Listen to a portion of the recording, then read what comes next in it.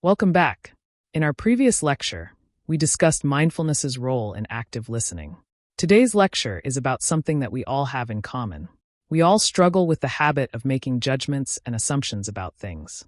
Don't we judge someone when they are stating a controversial opinion? Yes, we do. The irony is that the more lethal it is to human ethics and active listening, the more space we give to this thing in our communications. Stick around. Today, we are going to lay down some essential tips to overcome judgments and assumptions. Doing this will not only enhance our communication skills, but also ensure active listening in our conversations. Steps to overcome judgments and assumptions. Well, we are not assuming that outdoing judgments is an easy task. It takes practice and effort to overcome them. However, if it is not easy, it is not impossible either. So let's make an effort to outdo these problems in our communications. Ensuring mindfulness in the conversation. As discussed in a previous lecture, mindfulness plays an essential part in active listening. Because it has that charming quality, mindfulness helps overcome personal judgments and assumptions. And it is quite obvious that when you pay attention to someone completely, you don't let your judgments meddle. Therefore, ensuring mindfulness in your daily conversations may help you minimize your judgments and assumptions. Acknowledging cultural differences. Cultural upbringings have much to say in igniting our judgments. Like, why would you lower your gaze while listening when it is an important pillar of active listening? You may feel temptation to give room to your biases and inclinations. But the deal is to try to read between the lines. Tracing the speaker's cultural background will help you overcome your judgments and assumptions. Jump in the conversation with positive attitude. That may be true. Your attitude plays a big role in your communication skills. Communication experts say that having a positive attitude helps you focus more on the speaker and less on the distractions or inner thoughts bothering you.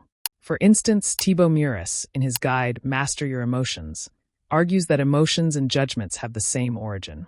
When you build up a positive perspective about someone, there is hardly any chance that you'll pay heed to your own prejudices. Sincerity and empathy. Moving forward, this is not a new thing. Everyone knows we should be sincere and empathetic.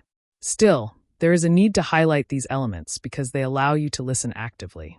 Even Dr. Wendy Woods, in her book Good Habits, Bad Habits, writes, "Many of us try figuring out what's the matter. However, the thing that ruins our communication power is a lack of sincerity and empathy. So by being empathetic, you can outbalance these shortcomings. Minimize your judgment's impact on your words.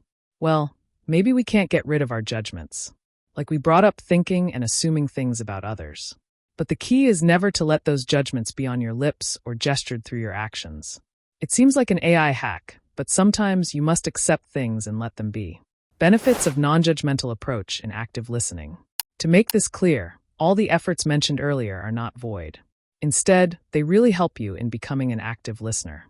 Let's discuss the benefits of a non-judgmental and unbiased approach.